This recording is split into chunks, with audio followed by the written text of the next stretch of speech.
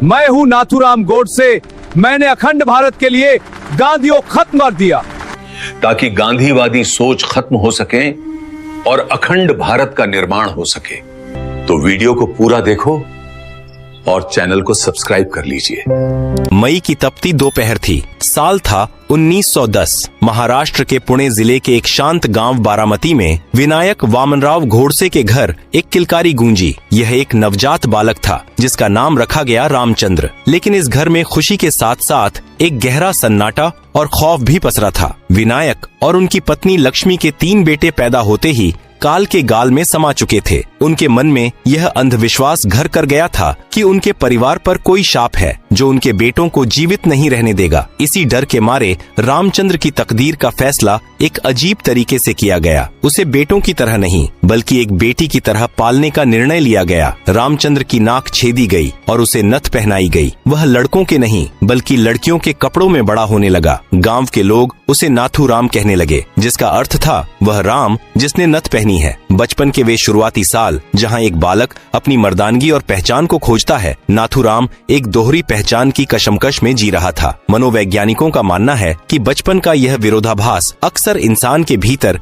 एक गहरी हताशा या अत्यंत आक्रामक व्यक्तित्व को जन्म देता है। नाथूराम का मन किताबी पढ़ाई में कभी नहीं लगा। 1928 में जब वह 10वीं की परीक्षा में असफल हो गया तो उसने स्कूल छोड़ दिया। लेकिन वह अनपढ़ नहीं था। उसके भीतर ज्ञान की एक ऐसी भूख थी जो साधारण स्कूलों में शांत नहीं हो सकती थी। वह घंटों पुस्तकालय में बैठकर हिंदू धर्म ग्रंथों, मराठा इतिहास और वैश्विक राजनीति का अध्ययन करता था। वह वीर सावरकर की रचनाओं का दीवाना था। लेकिन सबसे दिलचस्प बात यह है कि एक समय ऐसा भी था जब नाथूराम गोडसे महात्मा गांधी का अनन्य भक्त था। 1930 के दशक में जब गांधी जी ने सविनय अवज्ञा आंदोलन का बिगुल फूंका तो नाथूराम उन हजारों युवाओं में से एक था जो बापू के एक आह्वान पर सड़कों पर उतर आए थे। वह गांधी जी की अहिंसा और सत्याग्रह की शक्ति पर विश्वास करता था। उसे लगता था कि गांधी जी ही वह मसीहा हैं जो भारत को गुलामी की बेड़ियों से मुक्त करेंगे। लेकिन वक्त का पहिया घूमा और 1932 में जब वह रत्नागिरी पहुंचा तो उसकी मुलाकात विनायक दामोदर सावरकर से हुई। सावरकर उन दिनों नजरबंद थे, लेकिन उनके विचार आग की तरह फैल रहे थे। सावरकर ने नाथूराम को एक नया चश्मा दिया। उन्होंने सिखाया कि अहिंसा कायरता का दूसरा नाम हो सकती है यदि वह राष्ट्र के हितों के खिलाफ हो। सावरकर के हिंदुत्व के सिद्धांतों ने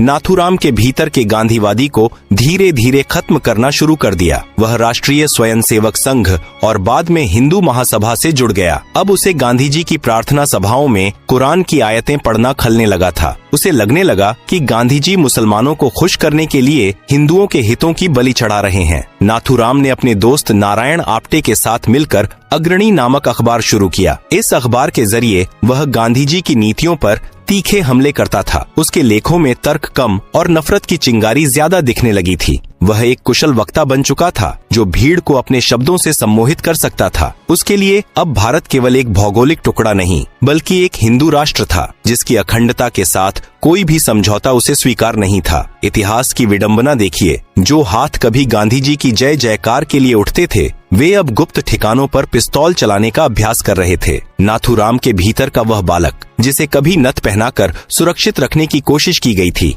अब एक ऐसा रक्षक बनने का ख्वाब देख रहा था जिसे पूरी दुनिया एक हत्यारे के रूप में याद रखने वाली थी। विभाजन की आहट करीब थी और इस आहट ने नाथूराम के मन में प्रतिशोध की उस आग को प्रज्वलित कर दिया था जिसे केवल रक्त से बुझाया जा सकता था। साल 1946 की शुरुआत भारत के इतिहास में एक कालिक की तरह दर्ज होने वाली थी। हवाओं में आजादी की महक तो थी, लेकिन उसमें बारूद और इंसानी खून की गंध भी घुल चुकी थी। मोहम्मद अली जिन्ना के प्रत्यक्ष कार्यवाही दिवस के आह्वान ने कोलकाता की गलियों को श्मशान बना दिया था। नोआखली में हिंदुओं के नरसंहार की खबरें जब महाराष्ट्र पहुंची तो नाथूराम गोडसे का खून खौल उठा। वह अपने अखबार अग्रणी के दफ्तर में बैठकर उन रिपोर्टों को पढ़ता और उसकी कलम से स्याही नहीं बल्कि आग निकलने लगती। गोडसे के लिए सबसे बड़ा सदमा गांधी जी का वह बयान था जिसमें उन्होंने कहा था कि अगर मुसलमान हिंदुओं को मारना चाहते हैं तो हिंदुओं को बहादुरी से मर जाना चाहिए। गोडसे को यह अहिंसा नहीं बल्कि आत्मघाती कायरता लगी। उसे लगा कि गांधी जी की अहिंसा